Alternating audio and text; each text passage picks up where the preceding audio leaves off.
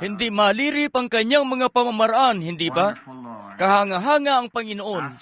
Grabing katimyas na magtiwala sa Kanya. Sigurado ako na nagtamasa kayo ng maluwalhating panahon ngayong gabi.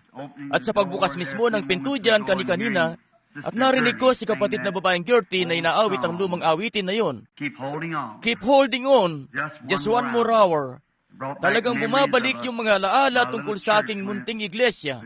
Noong panahon, bago ako umalis noong isang beses para humayo sa labas sa pagmimisyon. Tinitingnan ko itong hanapin una ang Diyos. Dito sa harap na nakalagay riyan sa lumang biga, tandang-tanda ko pa noong ipintura niyan ni Sammy Davidson dyan, mga 25 taon na ang nakararaan.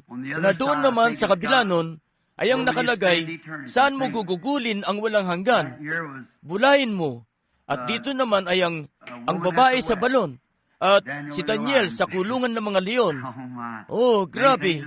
Napakarami ng bagay ang nangyari mula noon. Bandang alas 5 ng hapon, kaninang hapon, ay nakatanggap ako ng tawag na kailangan ng agarang tugon na galing sa halos 30, 40 milya sa kabukiran dito, tungkol sa isang babae na naghihingaluna at isang kalugod-lugod na kaibigan, ang nanay po ni Georgie Carter. At alam ko na maraming mga ministro rito ang pinaghintay hanggang sa makabalik ako.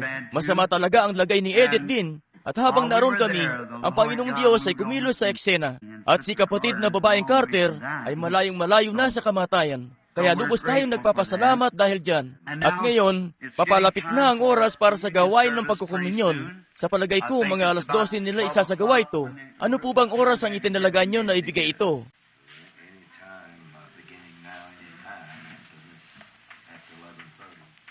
Anumang oras na tayo, ilan po ang magkukuminyon ngayong gabi? Patingin po ng kamay nyo. Sige, napakainam. Bueno, nais ko lamang mangusap ng isang salita o dalawa. Siguro'y ilalapag ko lang ang relo ko rito ng 10 minuto, 15, tapos sisimulan na natin ang komunyon. Ngayon, iniibig nyo ba siya? Amen! At alam ko na nagtamasa kayo ng maluwalhating panahon. Hindi po ba? Bueno, siya nga't nandito sina kapatid na Thomas Kidd at kapatid na babaeng Kidd na nanggaling pa ng Ohio. Sa palagay ko, umabot sila. Mainam. Umaasa ako na na-tape ito at makakakuha ko nito. Alam nyo, hindi sila sumusuko. Ilang araw na lang at halos 100 na sila. Mangyari nga na yan ang nagpapanatili sa akin na magiting. Ang makakita ng mga tao na gaya niyan. Isipin nyo, matanda na ako. At bago pa ako ipinanganak, ay nangangaral na sila ng ebanghelyo. At pagkatapos, heto ako na isang matanda na. At sila, kung di sila makahayo, at hindi maparinig ang mismong boses nila, nagdadala lang sila ng tape recorder at nagpupunta-punta sa mga ospital. Nagbabahay-bahay na ipinapangaral ang ebanghelyo. Napakainam nga niyan. Amen. Tunay na natutuwa ko sa kanila at sa lahat ng may pananabik sa mga gawain ito rito. Ngayon, tandaan nyo, i-anunsyo natin ito ngayon, loobin ng Panginoon, pagkatapos na magawa ang simbahan na sinasabi nila na sa bandang ika-10 ng Pebrero. Ayan nga tayo, loobin ng Panginoon. Nais nating gumugol ng siguro'y 8 o 10 araw o marahil 2 linggo para dun sa 7 tatak ng Apokalipsis. At mamimigay tayo ng mga card na nag-iimbita para sa mga bumibisita sa atin mula sa buong palibot, mula rito sa atin, at ipapaalam sa kanila ng matagal pa para makapagpasya sila kung dadalo pa sila. Bueno, ikagagalak nga namin na makaparito kayo. At marahil, ang Panginoon ay magkakalob sa atin ng isa na namang pagpapamalas ng kanyang presensya, gaya ng ginawa niya noong huling beses kapag natugaygay na natin ang 7 kapanahunan ng iglesia. Kung may nais kayong ipanalangin na tao, siya nga talalahanin niyo ako sa tuwina dahil ako isa na talagang nangangailangan ng panalangin. Ngayon, medyo nakakahiya na po. Nagugugulin ko yung 10-15 minuto rito para magbanggit ng munting bagay bago tayo magsimula. Pero sige, iyuko po muna natin ang ating mga ulo pansumandali. Panginoong Yesus, ang pakikibakay matatapos na balang araw. At wala ng taong may sakit na ipapanalangin pa. At wala ng mga makasalanan ang magsisisi. Pero Ama, habang ganito pa ang araw, ipahintulot mo po na kami makapagtrabaho habang kamit pa namin ang liwanag para makapagtrabaho. Dahil darating ang oras na wala ng taong makapagtatrabaho. Ngayon, sa kaunting sandali na ito, Panginoon, Ikalulungkot ko po kung di ko magagawa. Natatapusin ko ang taon na ito na hindi makakapangusap ng ilang salita. Iyo pong tulungan ako, Ama. Yan ang dalangin ko, na ako'y makapangusap ng bagay na makapagtatanim ng tapang sa puso ng iyong mga tao. Na kami uuwi ngayong gabi pagkatapos na magkomunyon at mapagtatanto namin na sa komunyon na ito ay may kalakasan. Tumanggap ng komunyon ng Israel unang-una doon noon sa Ehipto at naglakad ng 40 taon na ang mga panyapak nila'y hindi nalalaspag at ang kanilang mga damit ay hindi naihimulmol. At sa 2 milyong katao na yon, wala ni isa sa kanila ang nasumpungang nangihina noong lumabas sila sa ilang. Panginoon, may paalala nawa sa amin ang bagay na yan ngayong gabi habang patungo kami sa dakilang oras na ito. Sa pangalan ni Jesus kami dumadalangin. Amen. Kung ipapangusap ko ang konteksto na isinulat ko na sisimulan ko sa hapon na ito, baka abutin tayo hanggang alas 5 ng umaga rito.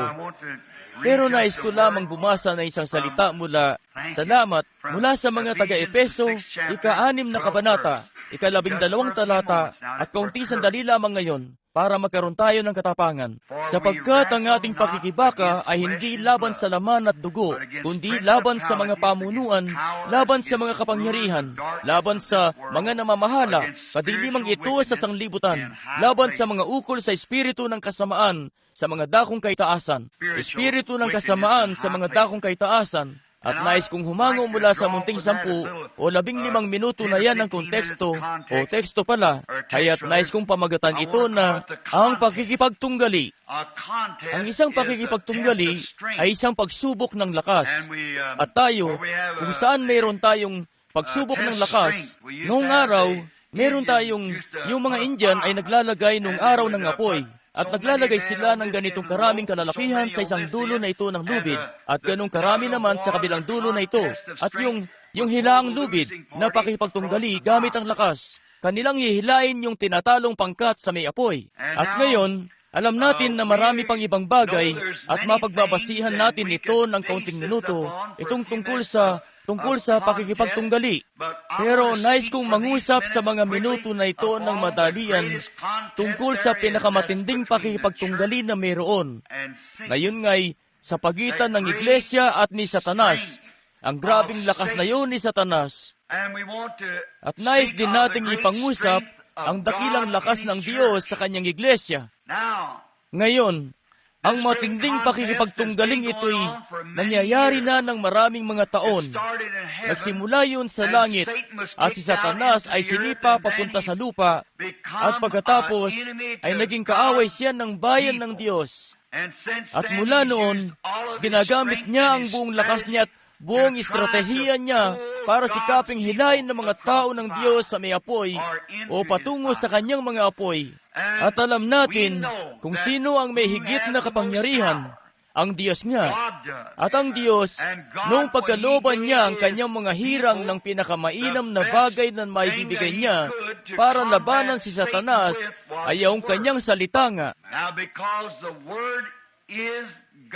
Ngayon, dahil ang salita ay Diyos, at sino ba ang mas lalakas pa sa Diyos?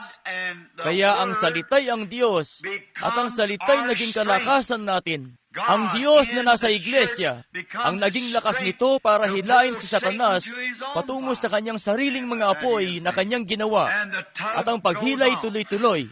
Ngayon, ang sabi ni Jesus sa Marcos 16, sa aking pangalan ay magpapalayas sila ng mga demonyo. Ngayon, alam ko na isang lumang kasabihan niya na ang mga tao, o may isang lumang kasabihan na, at di ito kalumaan, siya nga. Ang mga tao ay hindi na naniniwala sa mga demonyo sa panahon ngayon. Pero ang bagay nga na dapat gawin, sa aking opinyon, ay kilalanin mo ang kaaway mo.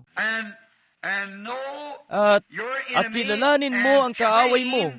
At magsanay ka para sa pagtutunggali na sasabakan mo kapag kakatagpuin mo na siya. Dahil kakatagpuin mo siya.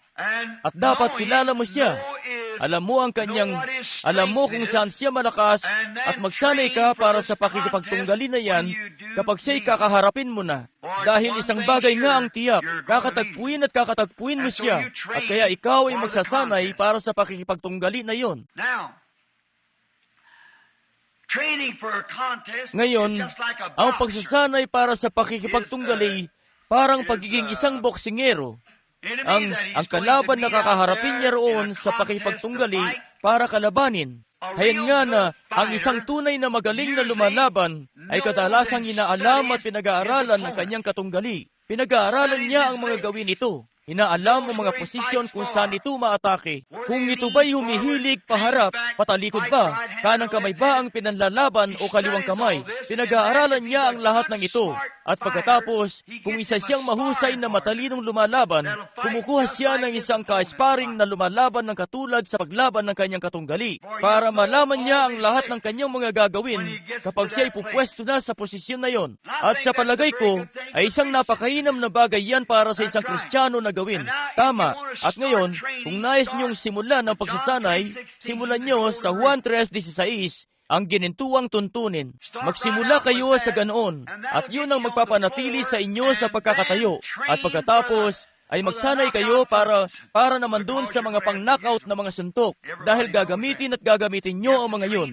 Alam niyan ng lahat, kinakailangan na magsanay ka na tamaan ang kalaban mo. At sa tuwin na ginagamit ng Diyos ang kanyang salita, kailangan nating alalahanin na ginagamit ng Diyos ang kanyang salita para talunin ang kanyang kaaway. Kung may naisip ang Diyos o maibibigay sa kanyang mga tao na mas mainam na bagay para talunin ang kaaway, kanya na sanang ginawa ito. Katulad nga ng lagi kong sinasabi, kapag ang Diyos ay gumagawa ng desisyon, yun na ang pinakamainam na mayroon. Hindi siya kailanman dumarating sa punto na babaguhin niya ang kanyang desisyon. Kaya ang unang desisyon na ibinigay ng Diyos sa kanyang mga tao doon sa halamanan ng Eden para talunin ang kaaway ay ang kanyang salita.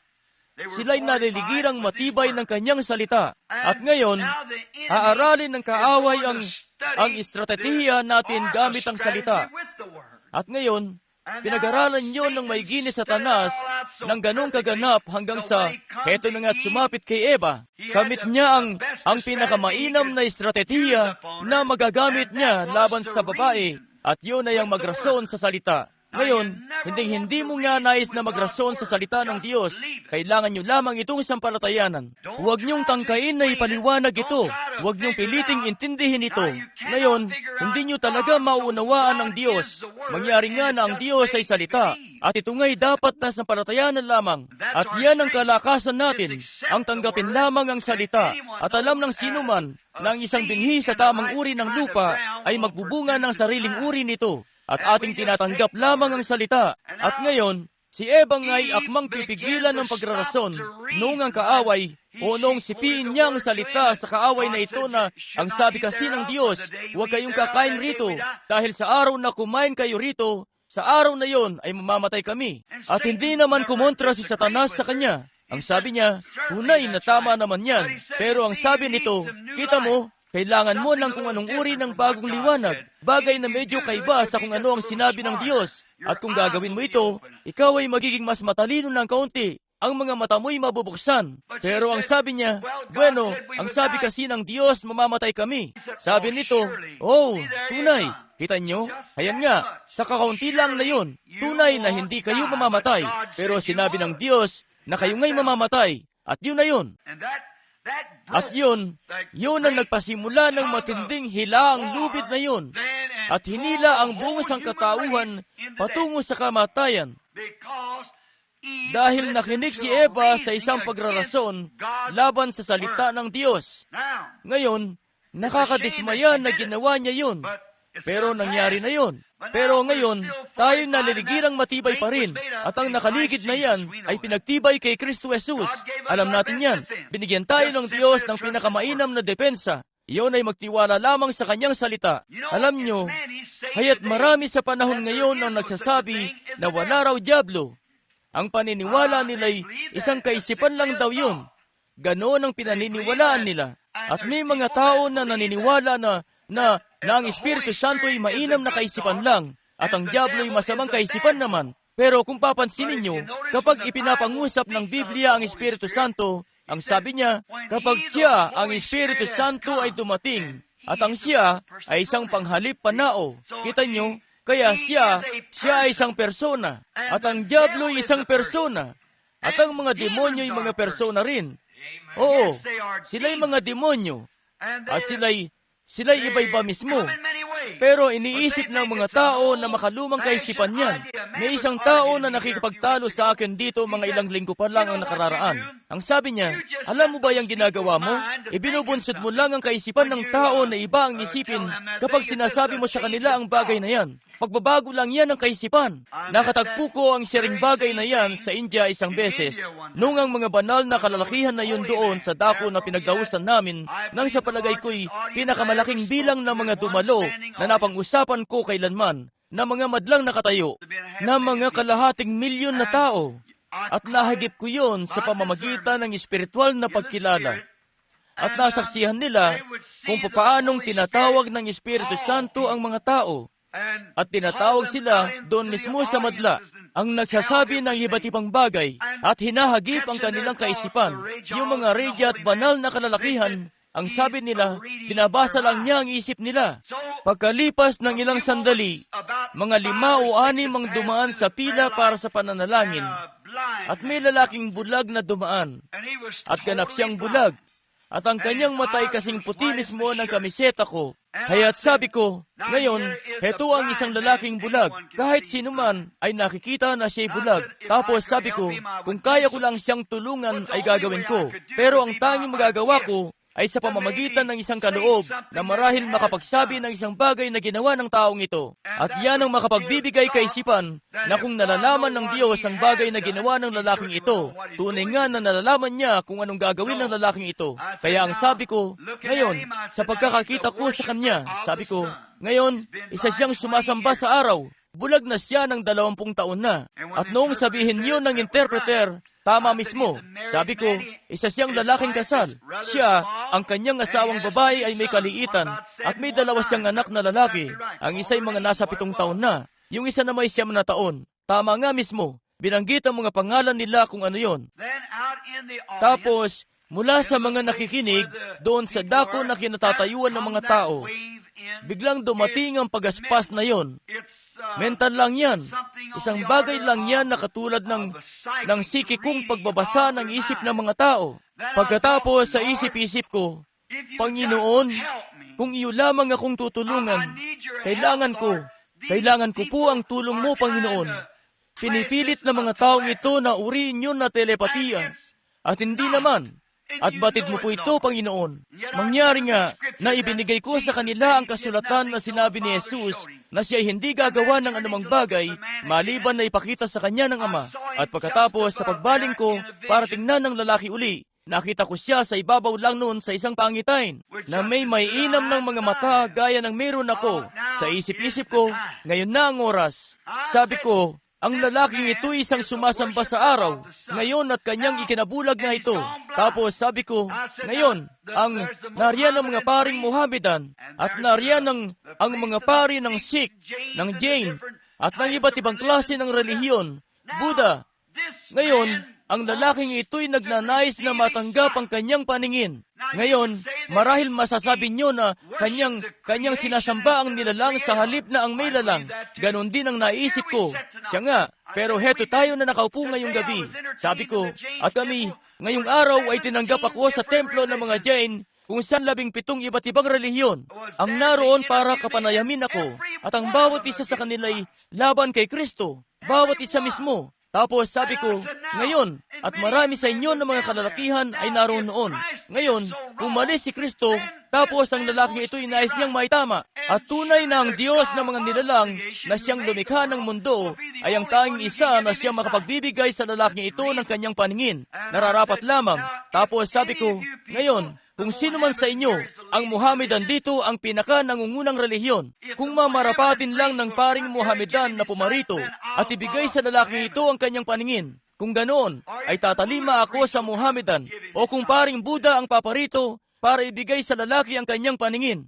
Pero kung hayaan nyo na ang Diyos na siyang lumikha sa kanya, ang Diyos na Diyos ng sino man sa kung saan, dahil nararapat lang na meron dapat talaga, hindi tayo maaring may nilalang tapos walang lumalang. At kinakailangan nga ng isang manlilikha para lumikha ng paningin sa mga mata nito. 20 taon na siyang bulag sa kakatingin sa araw. Iniisip na pupunta raw siya sa langit kung gagawin niya yun.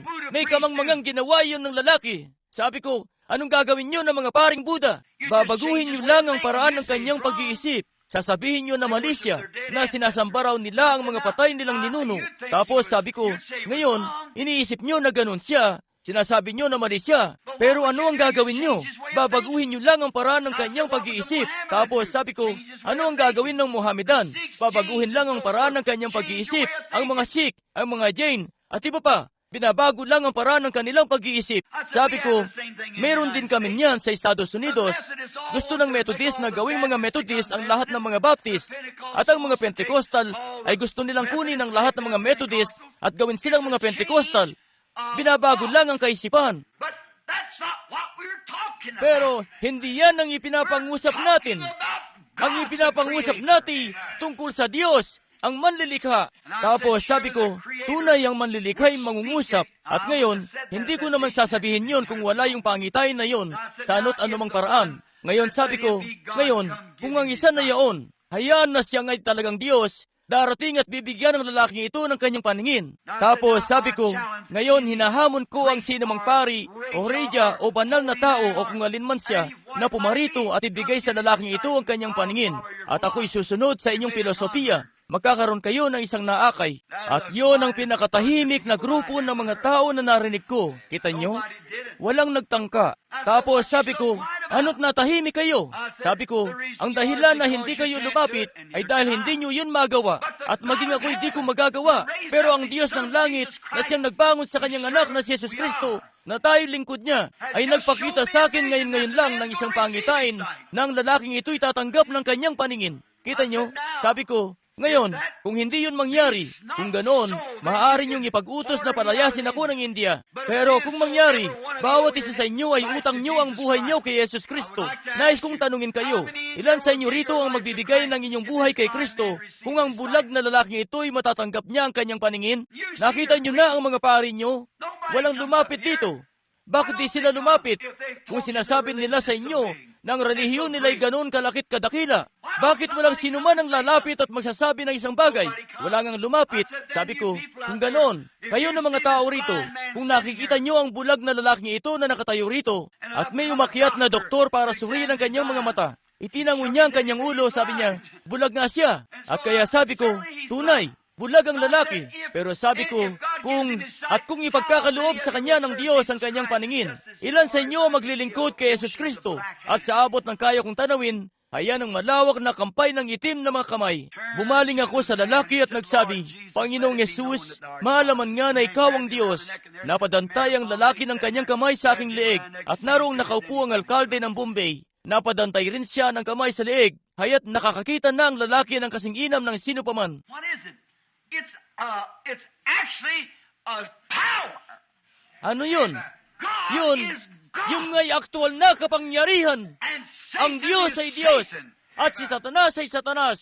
Kung hindi ka naniniwala na may Diablo, noong nagpapasimula ako noon, aking nasasagupa siya ng harapan araw-araw. Kaya huwag niyo sasabihin sa akin na walang Diablo, dahil mas alam ko. I have to fight with him. Kinakailangan ko siyang labanan araw-araw. Kaya alam ko na mayroon. May Diablo. At kinakailangan na pinagsanay kayo kapag sasagupain nyo. Hindi pinagsanay sa psikolohiya. Hindi pinagsanay sa edukasyon. Bagkus pinagsanay sa Espiritu Santo. Sa kapangyarihan ng Diyos sa kanyang salita. Para ito'y maging realidad. Kilalanin nyo ang inyong kaaway. Oh, grabing lupit niya. Hayan nga na nais kong tumayo rito ngayon at manalig riyan. Tugay-gayin ang buong Biblia. At ipakita sa inyo ang isang tao roon na kinaharap ito ng harap-harapan mismo. Haya't kung papaanong sa pakipagtunggali laban sa kaaway, kanilang niligirang matibay ang kanilang sarili sa pamamagitan ng salita ng Diyos. Naranasan niyo ni Noe at alam niya na sinabi sa kanya ng Diyos na uulan.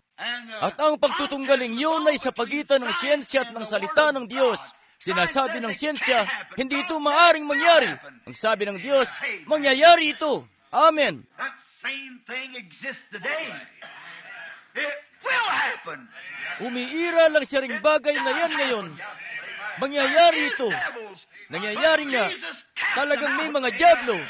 Pero pinalayas sila ni Jesus. At binigyan niya ang kanyang iglesia ng kapamahalaan na gawin yon.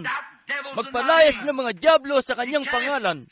Nagpalayas siya noon ng 7 dyablo mula sa isang marikit na babae isang araw. At ang sabi niya, kapag ang isang maruming espiritu lalabas sa isang tao, siya'y lumalakad sa mga dakong walang tubig na sa pagbabalik ay magdadala ng 7 iba pang dyablo na kasama niya.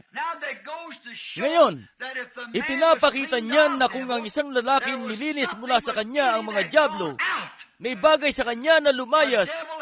Lumayas nga ang isang dyablo. Ngayon, nung ang dyablo'y lumayas, na ang Diyos, oportunidad nga yan para ang Diyos ang isang pumasok naman. Kaya kapag lalabas ito, ibunsod nyo na ang Espiritu Santo'y pumasok. Huwag nyo lang hayaang nakatiwangwang.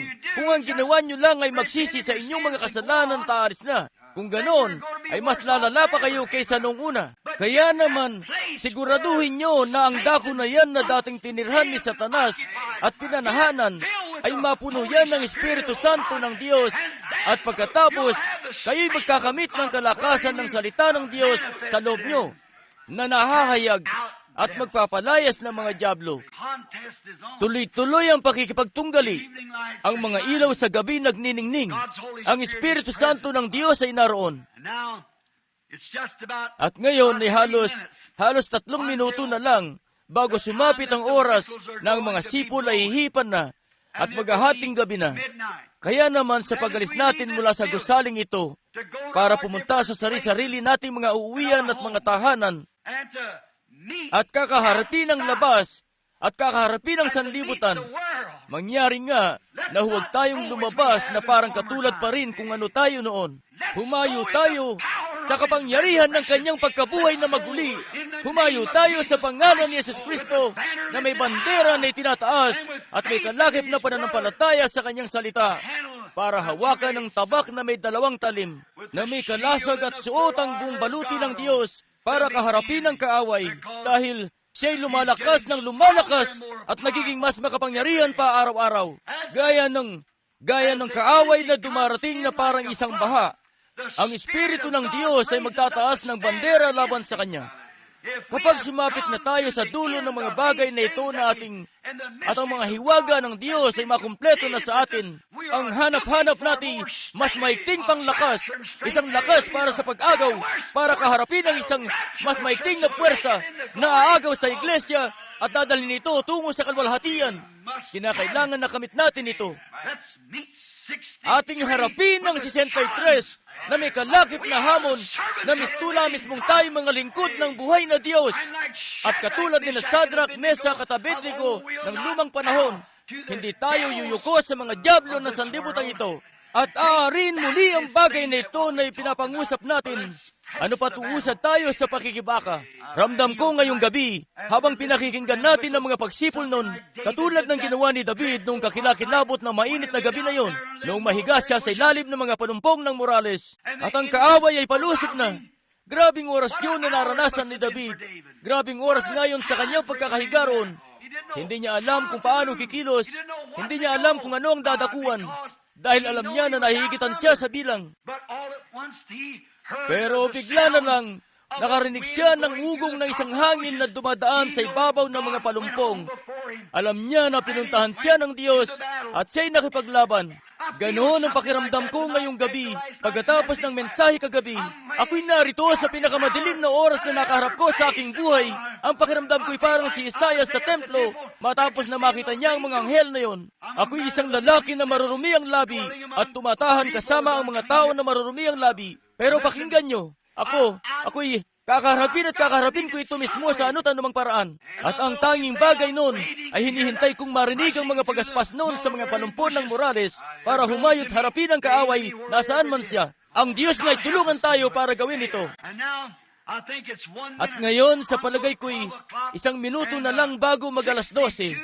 At ang 62 sa buo nitong nagdaan, hayaan natin ito na nagdaan na. Let us stand to our feet now, each and every one of us. The context is on. Tayo tumayo na ngayon.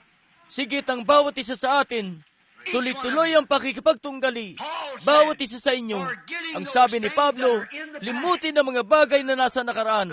Lahat ng mga pagkakamali natin noong nakaraang taon Ako'y nagtutumulin patungo sa hangganan ng mataas na pagtawag. Lahat ng mga pagkakamali na nagawa ko sa lahat ng mga taon na ito, ako'y mapatawad niyo nawa para sa mga ito. Diyos, patawarin mo po ako. Iglesia, patawarin niyo ako. At sa pagmiministeryo na ako, ako'y nabigo sa pakiramdam ko.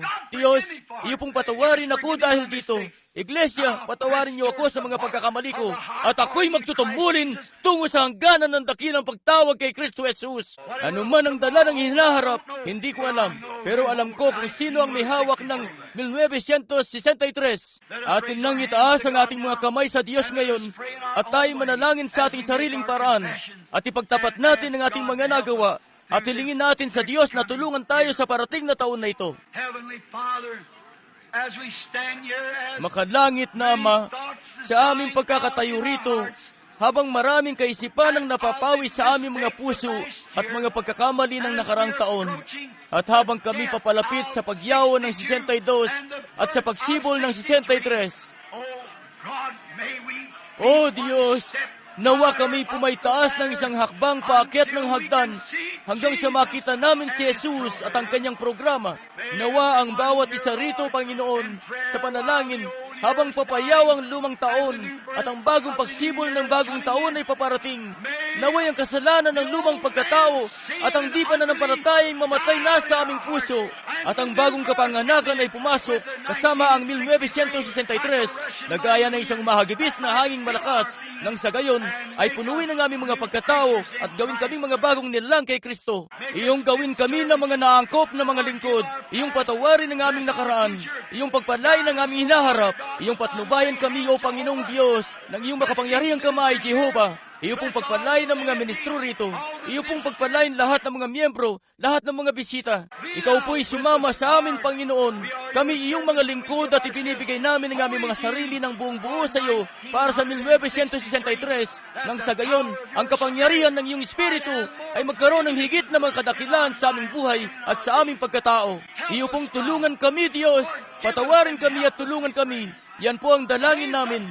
Ikaw po'y magbangon ng magigiting na kalalakihan. Ikaw po'y magbangon ng magigiting na mandirigma ng pananampalataya. Iyong buksan ng taon na ito, Panginoon, ang natatagong mana na yun, ang bato sa ilalim ng bato, nang sa gayon ay makita namin ang programa ng Diyos. Iyo pong nilagay ang huling bahagi sa ibabaw ng mga piramide ng aming buhay, Panginoon. Ilagay ang pangibabaw na bato, si Kristo Jesus, sa lahat at bawat isa sa amin. Nawa ang kanyang dakilat kahangahangang banal na mga pagpapalay mapa sa aming lahat. Nawa ang apoy ng Espiritu Santo ay dumako sa amin. Nawa ang kapangyarihan ng pagkabuhay na maguli ay mahayag. Diyos, lubos-lubos ka po naming pinasasalamatan ngayong gabi. Kami sa iyo. Ibinibigay namin ang aming mga sarili ng buong buo sa iyo, Panginoon. Sa aking paghayo, nang hindi nalalaman kung saan o kung paano, o kung ano ang gagawin ko, ako'y nagtitiwala sa iyo, Diyos na makapangyarihan sa lahat, na iyong gagabayan ako, na iyong lingkod na walang kabuluhan, na ako'y magamit para sa karangalan at sa kalwalhatian ng makapangyarihan sa lahat. Iyo pong ipagkaloob ito, Ama. Iyo pong tanggapin ang aming pananalangin. Iyong pagpalain ng aming mga pagsisikap, pagalingin ang mga may sakit at ang mga nagdadalamhati, kapwa sa spiritual at physical, at gawin kaming iyong mga lingkod.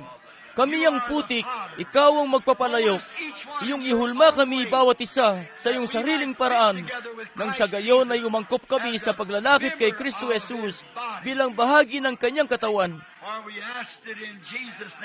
Sapagkat hinihiling namin ito sa pangalan ni Jesus at para sa Kanya at para sa Ebanghelyo. Amen at Amen.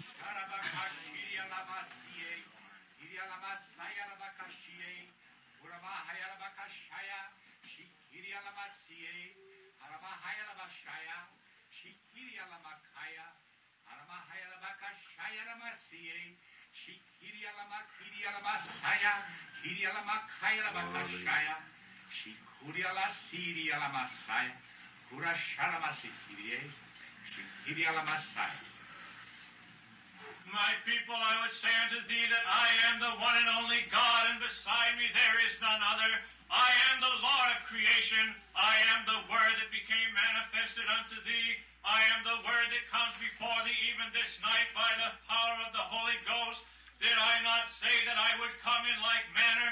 Have I not fulfilled my word, every dot and every line? Oh, my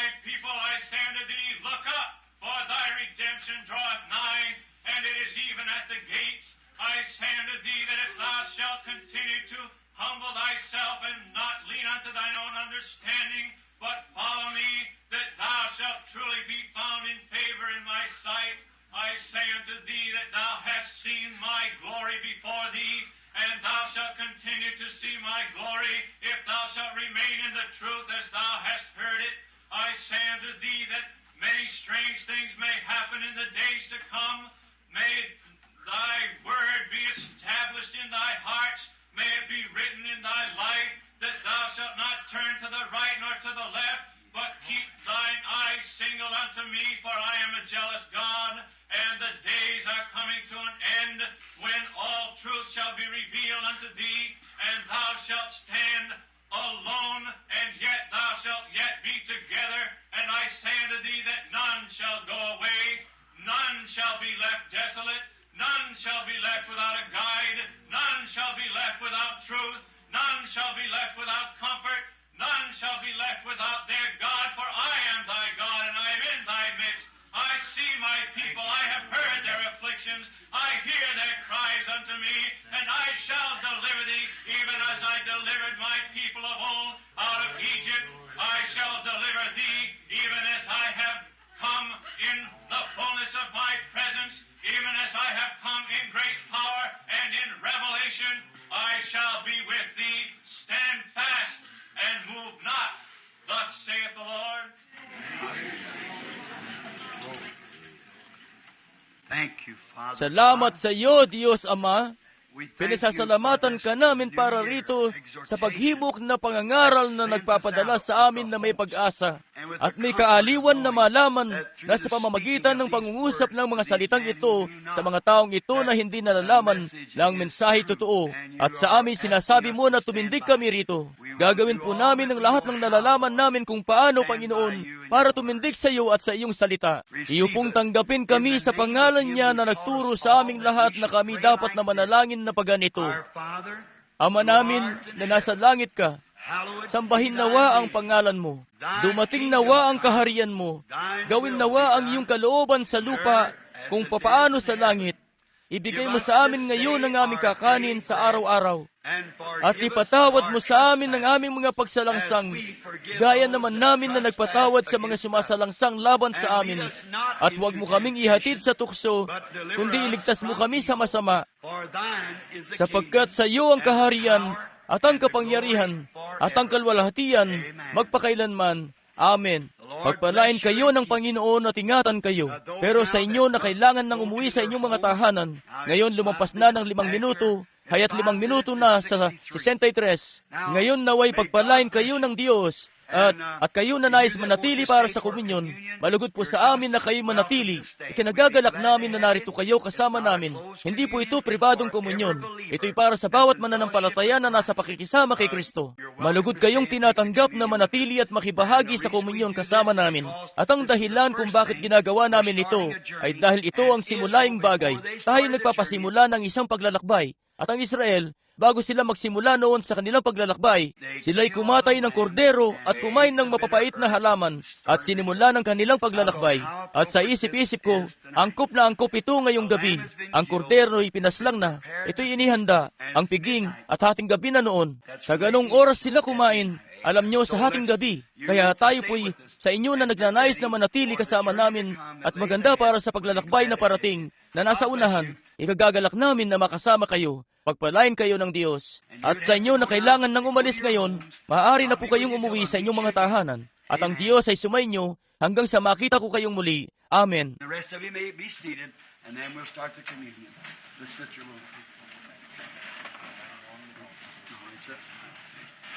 Ang iba sa inyo'y maupo at sisimulan na natin ang komunyon. Ang kapatid na babae siyang at, sige po. Till we meet.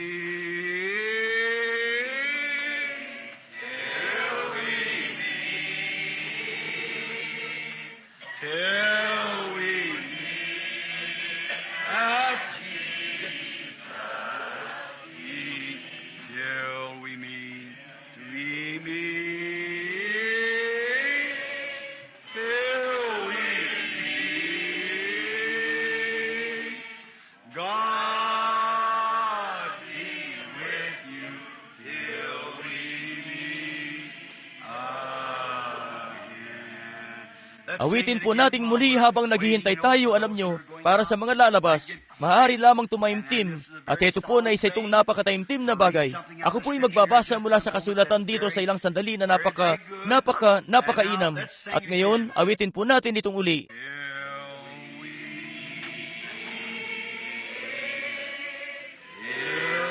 Let's just shake hands with somebody. Makipagkamay po tayo. Kung may anumang bagay na mali sa inyong buhay, narito yung tao na nagawan nyo ng mali. Puntahan nyo sila at makipagbati. Until we meet God. Ang pianista po'y maaari na mismong pumunta sa piano. Maaari po ba?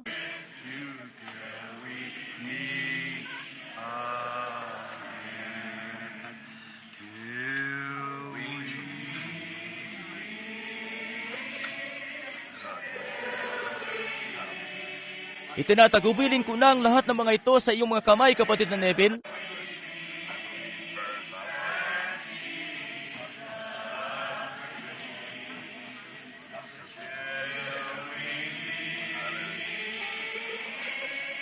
Until we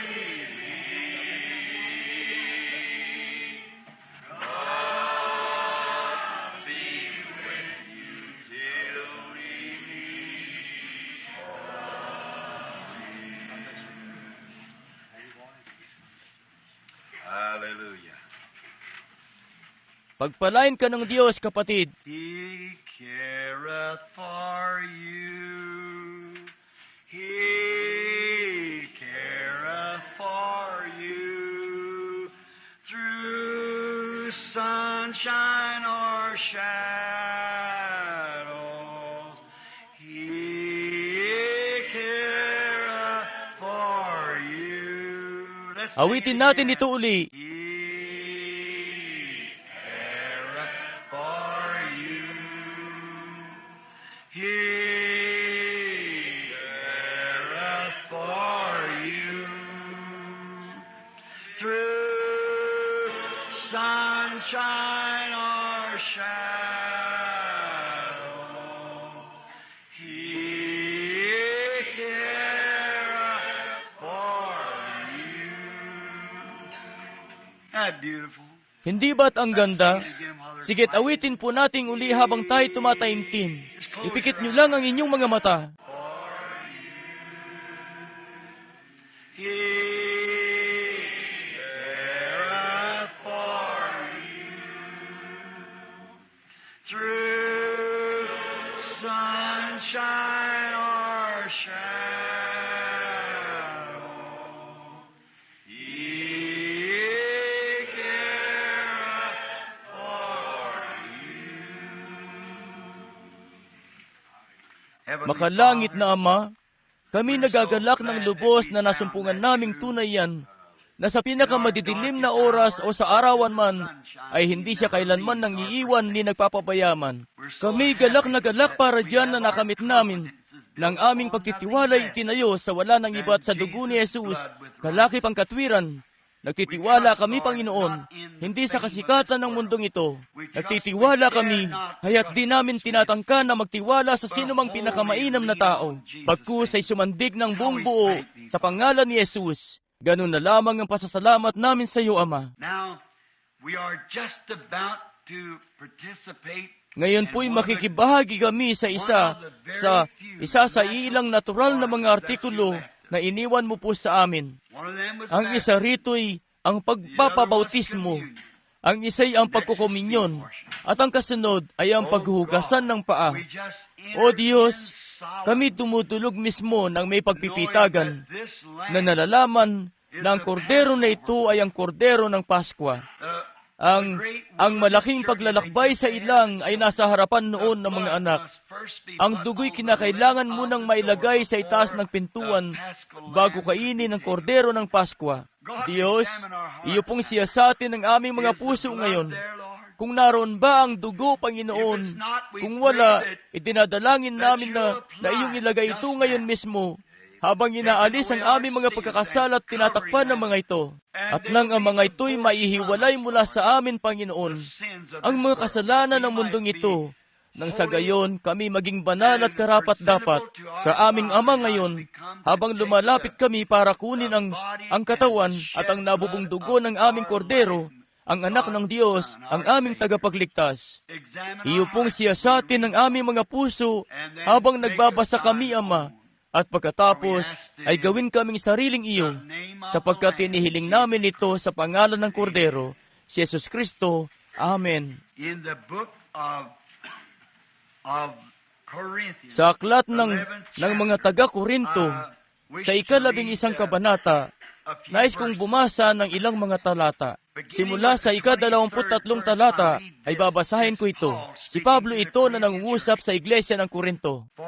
Sapagkat tinanggap ko sa Panginoon ang ibinibigay ko naman sa inyo, na ang Panginoong Yesus ng gabing siya ipagkanulo ay dumampot ng tinapay, at nang siya ay makapagpasalamat, ay kanyang pinagputol-putol at sinabi, kunin ninyo at kanin ninyo. Ito'y aking katawan na pinagputol-putol dahil sa inyo. Gawin ninyo ito sa pag-alaala sa akin. At gayon din naman, hinawakan ng saro, at pagkatapos na makahapon, hinawakan ng saro, at pagkatapos na makahapon, ipagpamanhin nyo, hayaan niyong basahin ko uli.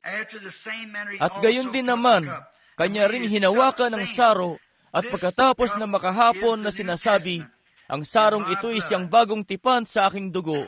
Gawin ninyo ito bilang pag-aalaala sa tuwing kayo'y magsisiinom nito, sa pag-aalaala sa akin, sapagkat sa tuwing kanin ninyo ang tinapay na ito, at inuman ninyo ang saro, ay inihahayag ninyo ang pagkamatay ng Panginoon hanggang sa dumating siya.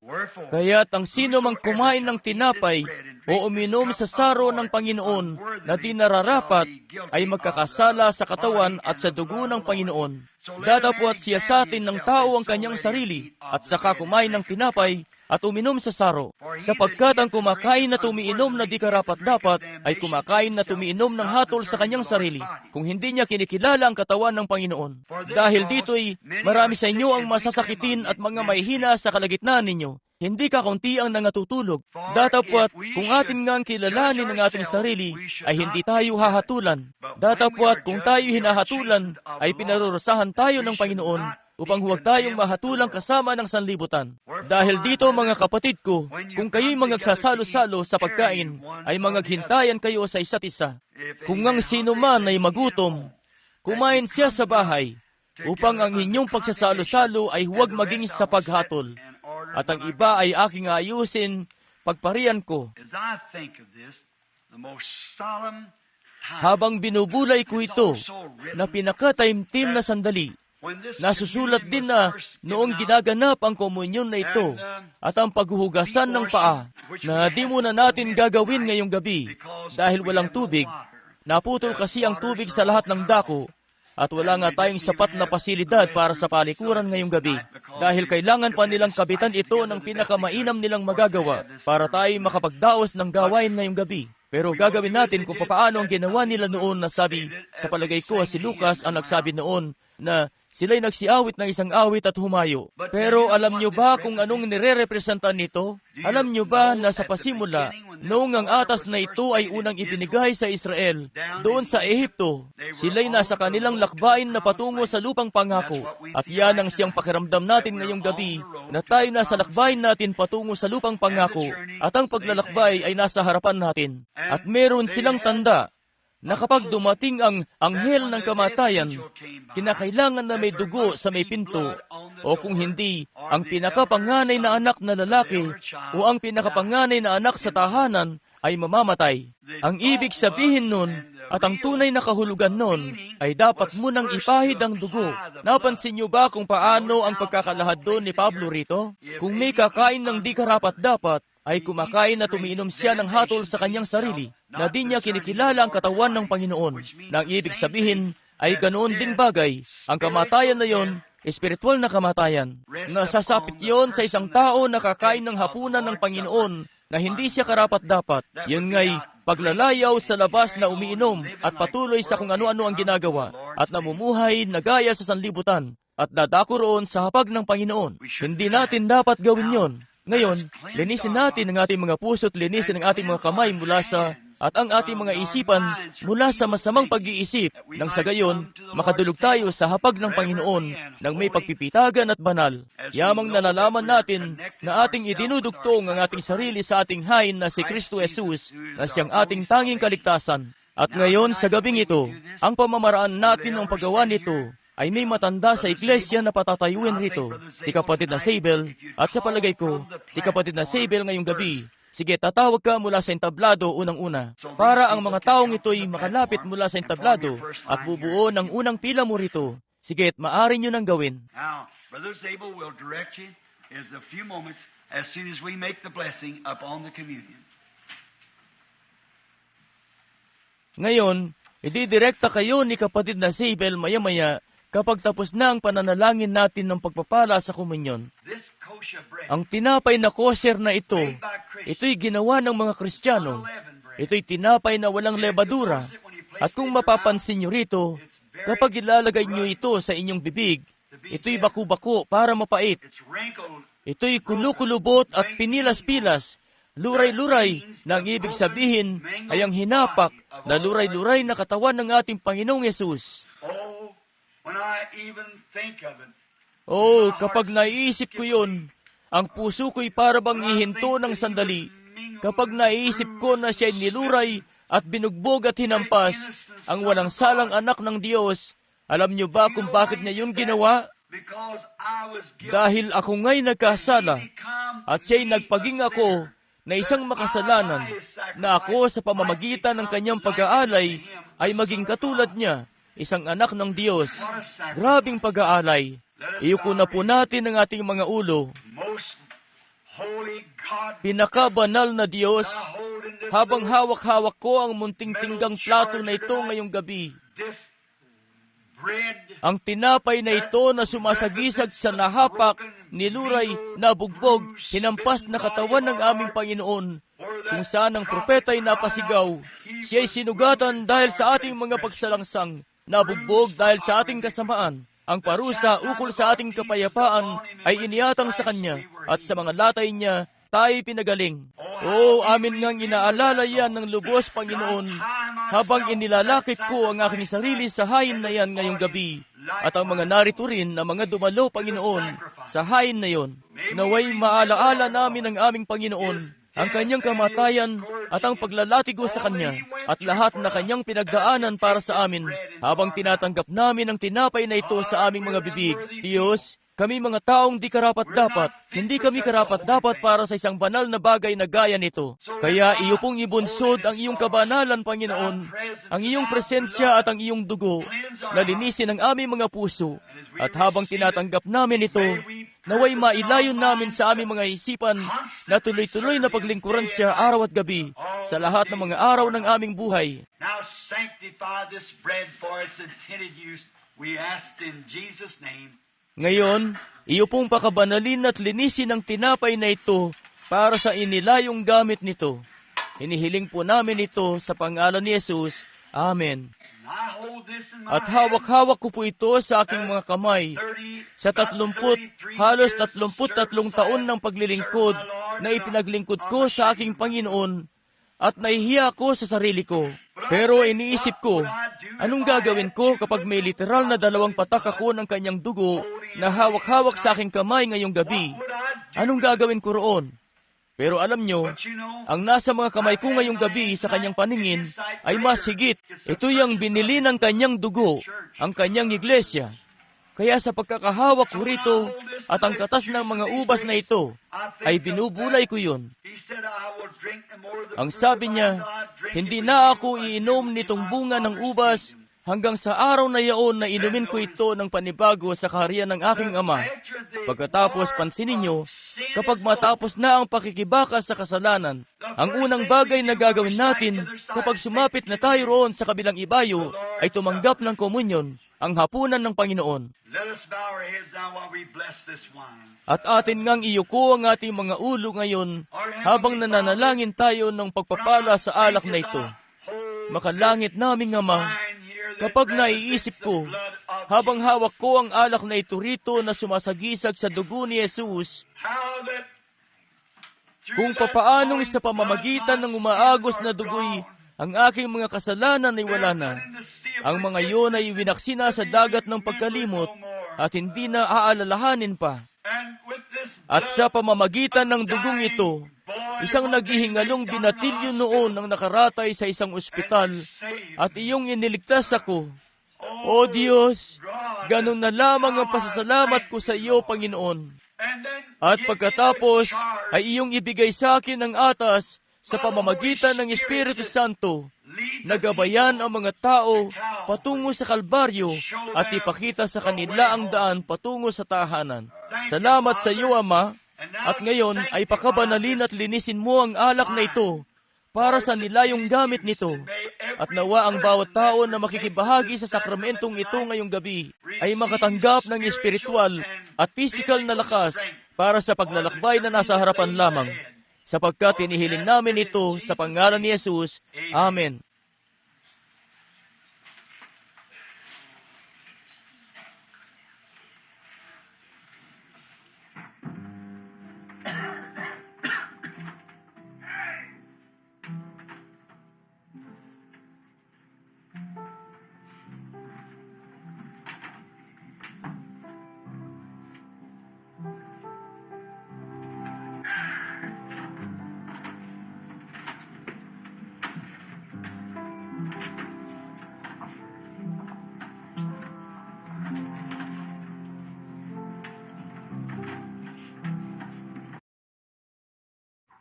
To stand here and watch the families come in. Ang tumayo rito at pagmasdan ng mga pamilya na lumalapit. Family by At ganyan nga ang mangyayari isa sa mga araw na ito. Pamilya, hile-hilera, grupo-grupo, isa-isa. Kapag nakatagpo na natin siya, grabing panahon ngayon, kapag ang lahat ng buhay ng tao na naparito kailanman sa lupa, na sumampalataya sa Kanya at nagtiwala sa Kanya, ay magkakatagpo-tagpo roon sa araw na yaon. Hindi ba't magiging napakaganda nun? we have to omit the feet washing. Kailangan lang nating laktawan ang paghuhugasan ng paa sa gabing ito dahil sa tubig. Wala tayong sapat na pasilidad ngayon. At aayusin din ito agad-agad, umaasa kami. Hayat, maayos-ayos naman at mabilis ang pagtrabaho sa bagong tabernakulo. Mangyari nga na, iniisip ko na angkop na magdaos ng komunyon sa pagsisimula ng taon katulad nito. Itong panahon na ito ng araw na ito. Ngayon, kayo ng mga tagalabas ng bayan, mag-ingat kayo sa pagmamaneho bukas sa pag-uwi nyo. Naway sumainyo ang Diyos at kayo ng mga taga rito, mga taga malapit, sumainyo ang Diyos at tulungan kayo. At ngayon, loobin ng Panginoon at kinakailangan kong lumuwas para sa susunod na pagtitipon na ito nagaganapin sa Arizona. At pagkatapos kung loobin ng Diyos, ako'y babalik sa inyo uli para sa 7 tatak at gaya nga ng ipinangako ko. Tunay po na inaasam ko ang mga pananalangin nyo. Kailangan ko po kayo, kaya huwag niyong kalilimutan na ipagdasal ako. At nawa ang lahat ng mga bagay ay mangyaring mainam para sa inyo. At tunay na ikinalulugod ko ang pagdalo nyo at kung papaanong nakinig kayo sa bagay na ipinangusap ko sa Ebanghelyo. Naniniwala ako na may binabago na tayo ngayon. At ako nga, pinasasalamatan ko ang inyong kabutihan. At marami sa inyo ang nagmamaneho ng milya-milya para makaparito at makapakinig sa isang simpleng tao na gaya ko na inihahatid ang salita ng Diyos. Sigurado ako na higit pa riyan ang dahilan ng inyong pagdalo para makapakinig ng iba pa maliban sa akin dahil wala naman akong bagay na may prepresenta. Wala akong pinag-aralan, walang personalidad, walang anumang bagay tungkol sa akin. Kaya naman, kapag nakikita ko ang mga tao na daan-daang milya ang minamaneho at tatayo at maghihintay rito ng 2:00 ng umaga, hindi nga ito dahil sa kung ano na taglay ko. Dahil ito kay Kristo. Ikinagagalak ko na iniibig niyo siya at iniibig ko siya. Siya nga rin. At magkakasama tayo na iniibig siya. At dahil iniibig natin siya, hindi nga tayo mababaha-bahagi. Marahil maghihiwalay lang tayo rito ng sandali sa paglipas ng panahon. Pero tayo magsasama-sama uli. Pangarap ko noon pa na pagsikapan mismo na mapangunahan ng mga tao patungo sa dako na yon. At ngayon, sa pagsisimula ng isang bagong taon, nais kong sabihin, hindi yung manigong bagong taon sa inyo. Ito po ang gusto kong sabihin sa inyo. pagpalain kayo ng Diyos. At kung gagawin niya yan, yan na mismo ang lahat ng kailangan nyo para sa paparating na taon na ito. At umaasa ako na gagawin niya.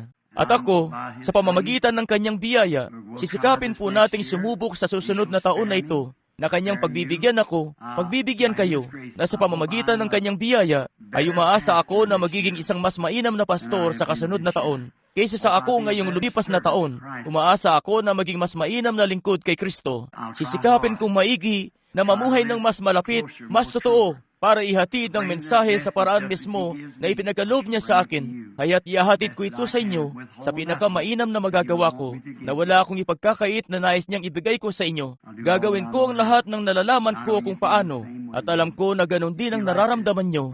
Inyo ngang nararamdaman na lahat tayo nagnanais na gumawa ng sama-sama ngayon, dahil ang mga panggabing liwanag ay tunay na lumalabo na. At ang araw ay malaon at papalubog na, lumalamig na ang mundo. Alam natin yan, sa espiritual na pagsasalita, ang iglesia ay nanlalamig na't wala na ang revival. Hindi natin alam kung ano na ang kasunod, pero magtitiwala tayo sa Diyos para doon, kung ano man ito. At ngayon, gaya ng minsan nating, nais kong mapatimo sa isipan nyo na ang tabernakulo rito ay may isa sa pinakadakilang pastor na meron sa buong mundo, si kapatid na Orman Neville. Isang makadiyos na lalaki, isang mainam na lalaki. At kapag wala ako, si kapatid na Neville ang may ganap na pangangasiwa, na parang ang kapag narito ako. Ang mga tagapangasiwa, mga diakono at iba pa, kinakailangan niyong manatili sa inyong mga tungkulin kung papaano nga sila. At ito ang punong tanggapan natin. Dito tayo nakadestino, dito mismo. Si Billy Paul Poy,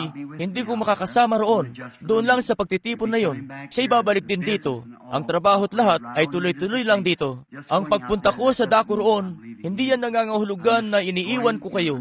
Ako'y umahayo lang, gaya ng naunawaan nyo, na ito'y isang pangitain mismo. Hindi ko alam ang ibig sabihin nito.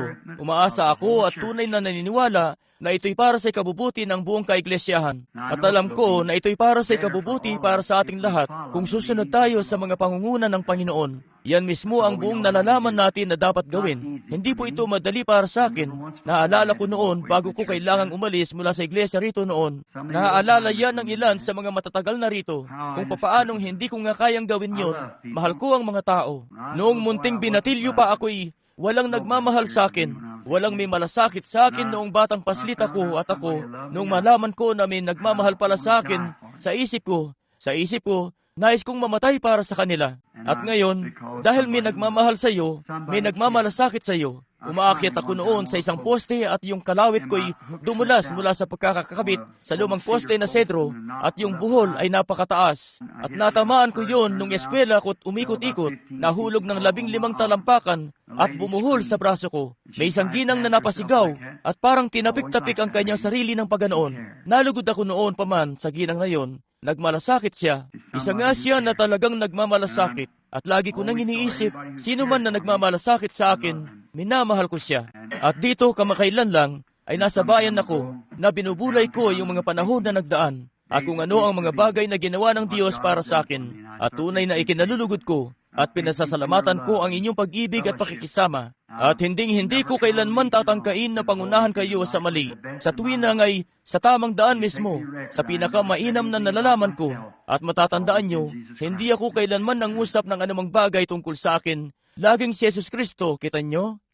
Nagsisikap mismo na manatiling malapit sa kanyang salita, gaya ng kung papaanong nalalaman ko na pananatili para pangunahan kayo at gabayan kayo patungo sa dakong ito. At itinatagubilin ko na kayo ngayon sa mga kamay ni kapatid na Neville, unang-una sa mga kamay ng Diyos, at pagkatapos sa pangangalagang kamay ni kapatid na Neville, para pasturan ng iglesia at para bantayan ang espesyal na mga laan na ito hanggang sa maidaos ko uli ang pagtitipon na ito at makabalik sa inyo uli, na umaasa na sa panahon na yan ay madala ko sa inyo ang isang dakilang kapahayagan mula sa Diyos na ikapupukaw sa galak ng bawat puso at luluwalhati sa iglesia ng Diyos. Kadalasan tayong nakikibahagi sa komunyon. Wala na akong iba na sasabihin pa. Batid nyo ang nararamdaman ko. At sa palagay ko, ang awitin na dapat nating awitin ngayon, My faith looks up to thee, thou Lamb of Calvary. At habang tumatayo tayo at inaawit ito, tayo makipagkamay sa isa't isa at sabihin, pagpalain ka ng Diyos. My faith looks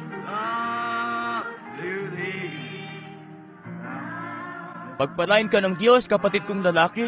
Pagpalain ka ng Diyos, kapatid na babae. Pagpalain ka ng Diyos, kapatid na babae. Pagpalain ka ng Diyos, kapatid.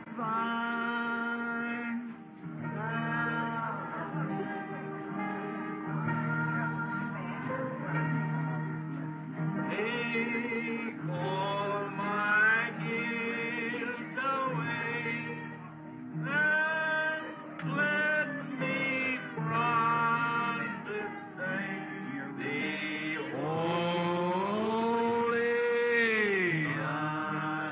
Ngayon, itaas na po natin ang ating mga kamay sa Kanya. My faith looks up to thee, thou Lamb of Calvary, Savior divine. Now hear me while I pray. Take all my guilt away. Oh, let me from this day be holy. Till we meet. Hanggang sa magkita-kita ulit tayo, awitin natin ang Till We Meet Again. Ang lahat po'y makisabay na ngayon. Till we meet, till we meet,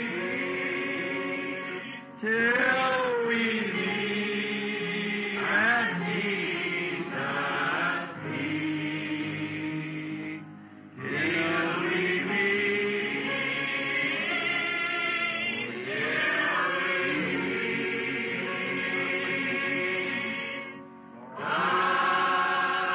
here with you till we meet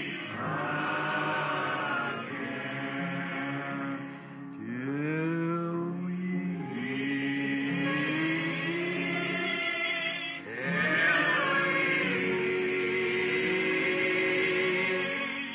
till we meet at Jesus' feet. Till we meet. Till we meet,